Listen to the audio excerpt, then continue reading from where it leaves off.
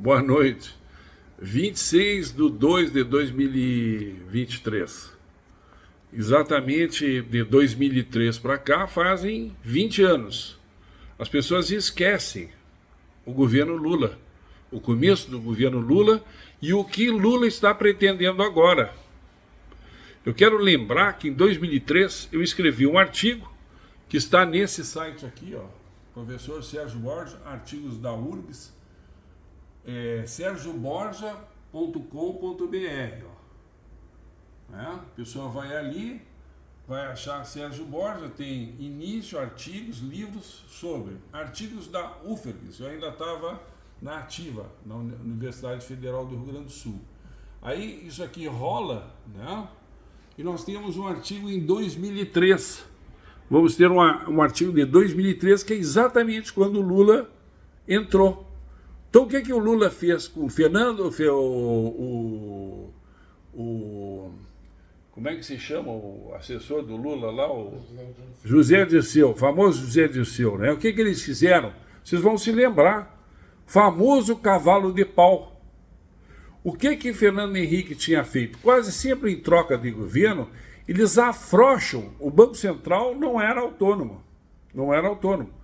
Então, a política, seja do PT, seja do PMDB, seja do PSDB, adentravam o controle do Banco Central. A moeda, o direito à moeda sempre foi perdido no Brasil, porque a política, controlando a moeda, ela tenta fazer demagogia, comprar o voto através de benefícios ou não benefícios, coisas assim, né?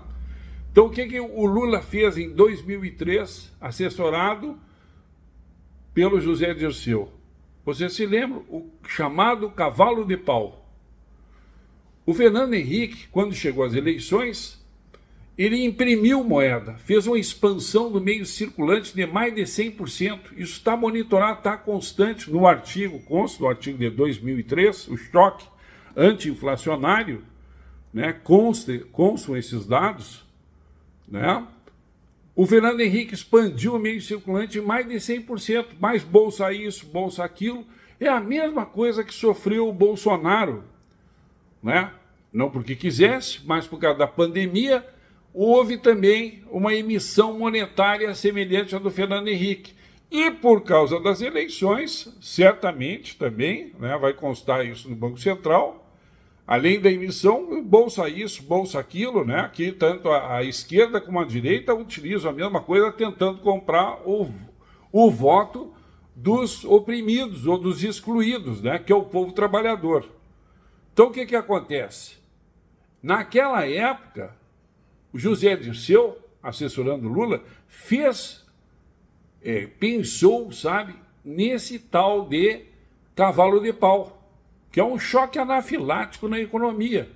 O que é? Aumentar o juro. Agora o Lula está falando que quer meter a mão no Banco Central, quer tirar a autonomia do Banco Central, né, que o Congresso votou, e ele monitorar o juro conforme a política que ele fizer. E está falando que o Banco Central está com os juros lá em cima. Claro, está com o juro lá em cima, o Banco Central, porque sabe que se largar vai ficar difícil, porque foi feito a mesma coisa, o mesmo processo, o mesmo fenômeno que aconteceu de Fernando Henrique para Lula, aconteceu agora de Bolsonaro para o Lula, né? Houve uma expansão do meio circulante através de emissão, de bolsa isso, bolsa aquilo, os gastos aumentaram. Então isso gera um processo inflacionário. E o Banco Central, por isso, né, para não valorizar o dólar e haver uma queda maior do real, ele aumenta o juro, que foi o mesmo processo encontrado por Lula e José Dirceu, que chamaram isso em 2003 de cavalo de pau. Está aqui, ó, o artigo. O artigo está aqui, ó. O artigo está aqui. O nome do artigo é O Choque Anti-Inflacionário. Então, aqui, coloca aqui, que eu vou falando aqui. Choque anti-inflacionário. Tá relatado aqui, ó. A conta da recessão não fica só nos juros do ministro José Dirceu. Juntamente com os juros que foram aumentados em 19 de 2 de 2003 para o patamar de 26,5% ao ano, foi o Lula e o José Dirceu que fizeram isso, igual que tá muito mais. Isso aqui, 26%, é muito mais que os 12, não sei o que está a taxa do Copom agora. O Copom, o Comitê de Política Monetária, aumentou naquela mesma ocasião o depósito compulsório dos bancos. Lula e José Dirceu, do Cavalo de Pau, aumentaram o depósito compulsório dos bancos de 45% para 60% sobre os depósitos à vista. Isso significa que para cada R$100 correspondentes dos obrigados a providenciar o recolhimento compulsório incidente sobre os depósitos a prazo, através de certificado de depósito bancário, e sobre a poupança com alíquotas correspondentes, respectivamente 23% e 30%. Esses patamares estratosféricos foram mantidos pelo Copom na última reunião do dia 21, naquela época, lá em 2003, sem viés. A expressão significa que o presidente do Banco Central não utilizará no espaço que diz até a próxima reunião a sua prerrogativa de alterar a meta fixada. O governo atual, naquela época, 2003, Lula e José Dirceu, nesse sentido, vem seguindo fielmente a política econômica determinada nesse aspecto pelo decreto 3088 de 21 de 6 de 99 do ex-presidente Fernando Henrique, que criava a adoção de metas de inflação, que o Lula disse que não quer seguir, mas ele seguiu aqui, agora não convém para ele, sabe que é outro momento, a política é circunstancial, não é? Então tem contradição. Como diretriz de política monetária. Assim, com base nessa normativa, as decisões do Copom passaram a ter como objetivo cumprir as metas para a inflação definidas pelo Conselho Monetário Nacional. No entanto, em outros itens, a política monetarista é dispara. Vejamos, o governo Fernando Henrique, no ano 98 até o ano 2002, expandiu a base monetária, o chamado meio circulante, independentemente das contrações ocorridas no período, em mais de 100%. Né? Foi, não sei se o Jair Bolsonaro chegou a isso, mas expandiu também, porque para enfrentar o Covid, 2 anos, né? E isso não é só o Brasil, Estados Unidos e Alemanha, todos estão com inflação por emissão monetária. Né? Os dados constantes constam na página homepage do Banco Central indicam que em 10 de 10 de 98, o meio circulante orçava uma massa de 20 bilhões, sendo que em 25 de 12 esse valor estava expandido para 49 bilhões de reais. Está aqui o sitezinho. Concomitante a esse processo de expansão da base monetária em circulação, tínhamos uma constante desvalorização do real frente ao dólar, é lógico. Paradoxalmente, o governo aumentava os juros para combater a inflação, descurando da convergência dos dois outros índices, base monetária e desvalorização do valor cambial, que aumentou o processo inflacionário. Na política econômica atual, que é a do Lula naquela época, que é a do Banco Central hoje, que o Lula quer terminar, na política econômica atual de 2013, é por esse motivo que o dólar cada vez cai mais em termos do real. Os índices foram arrochados, ou na expressão do ministro José Dirceu, o governo Lula fez um verdadeiro cavalo de pau, adicionou à política de juros estabelecida pelo Copom um verdadeiro choque anafilático, pois reverteu a expansão do meio circulante para uma contração violenta no pequeno espaço de 5 meses do governo. O volume da base monetária em 10 de 1 de 2003, quando entrou Lula, estava na ordem de 49 bilhões. Até o dia 23 de maio de 2013, com ajustamentos graduais, passou para um patamar de 38 bilhões. Um enxugamento na ordem de mais ou menos 25%. Quer dizer, o arroxo é violento. É depósito bancário aumentado, taxa do Copom em 26, não sei o que, e mais esse enxugamento aqui. Podemos chamar de camisa de força, cavalo de pau, qualquer coisa assim, a conjugação de mecanismos de efeitos altamente adstringentes em política econômica, que, pelos dados do Centro de Política Social e da Fundação Getúlio Vargas, derrubam em mais de 15% pela incidência dos juros as rendas dos trabalhadores. Isso é o que está. Mas o Lula e o José Dirceu utilizaram essa política que está hoje no Banco Central, em 2003. Está aqui, está registrado.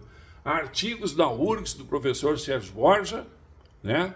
É sergioborja.com.br. Só ir lá, artigos da UFRGS, está com 1.200.000 acessos já o meu site. Não é pouca coisa, né? 1.200.000 acessos. Esse artigo aqui consta no livro que foi lançado na pandemia, que nem apareceu, né? Ficou desconhecido, o Guerra das Moedas, porque é exatamente esse processo interno de controle do Banco Central de cada estado que eu analisei, os governos e mais as políticas exteriores das moedas maiores, o ian e o dólar, né? E a moeda europeia, o euro, né? Foram analisados e todo o problema. Então é um processo de contradição do presidente, né? Agora negar uma política que ele, no seu primeiro governo, em 2003, fez o chamado cavalo de pau, assessorado por José Dirceu, né? Contraindo meio circulante, chegando a estratosféricos 26,5% da taxa do Copom. Quer dizer, vale para uma coisa, não vale para outra, sabe? O discurso muda, né? Parece uma pandorga sem rabo, né? Então, eu acho que o Banco Central é necessário não estar vinculado a políticas de governo. Agora ele quer discordar? Vamos dizer, eles colocam no Supremo Tribunal Federal ministros são intocáveis. O Congresso decide, por lei, quem decide é o Congresso, né, que o presidente do Banco Central é intocável e também é autônomo, independente. Para que a política, seja ela de qual for a bandeira, não se imiscua, não perca a moeda. E esse é o problema. Esse é o problema central, porque a moeda, ela desvaloriza o salário do trabalhador. Ela prejudica também as empresas que não conseguem planejar a longo prazo. Ela prejudica também com relação aos investimentos externos, porque não se sabe o que vai ocorrer com a economia, né? Porque não é possível planejamento nenhum, né? Então, eu estou pegando agora em primeira mão o paradoxo, a contradição do excelentíssimo senhor presidente da República, o senhor Lula, que está exatamente advogando um argumento contra o Banco Central que ele utilizou em 2003, quando entrou, fazer o cavalo de pau, aumentou os juros lá em cima, enxugou o meio circulante, aumentou o depósito compulsório nos bancos, e assim, todos os dados, e com origem, com fonte, não é fake news, é fonte do Banco Central, dá os linkzinhos, tudo em azulzinho ali, que pode ser compulsado. Eu estava trabalhando com um professor na URGS, sou professor de Direito Constitucional, mas tem uma cultura geral, sabe? E sei, isso era um hobby para mim, sabe? A parte econômica dos governos, né? Do direito administrativo, do direito constitucional, né? A moeda faz parte da Constituição, né? E isso foi um dado que eu me centrei, me foquei, e agora eu comecei a pensar, sabe, se eu escrevi sobre esse negócio antes, né? Tá aí, tá em paradoxo o presidente, como é que ele vai explicar isso? Como é que ele vai explicar isso? Só isso. Obrigado, boa noite, desculpe incomodar com essas informações, né? Mas é uma informação que, olha, o sujeito argumentando, fazendo os argumentos, sabe, mentirosos, sabe? Olha, não tem coerência, não tem coerência. Boa noite, obrigado.